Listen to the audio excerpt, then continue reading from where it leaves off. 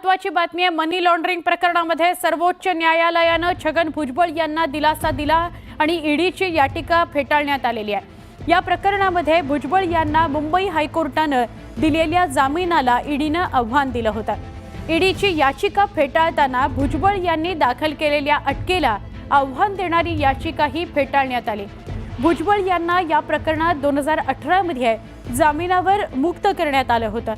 त्यामुळे आता कलम 336 अन्वये यात हस्तक्षेप करण्याचं कोणतंही कारण नसल्याचं कोर्टाने ईडीची याचिका फेटाळून लावताना नमूद केलं। हे खरं आहे की आपल्याला जामीन मिळाला, मला आणि समीर भाऊला हायकोर्टाने, आणि त्याच्यावर ईडीने जे आहे सुप्रीम कोर्टामध्ये अपील केलं होतं।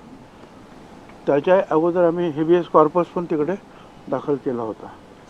जेलबारी झाली, त्रास करावा लागला, माझं काय रडत बसू काय करतं, जे झालं ते झालं, कदाचित नशिबात आपलं होतं म्हणून ते झालं। पण त्याच्यानंतर न्याय तर मिळाला ना आपल्याला।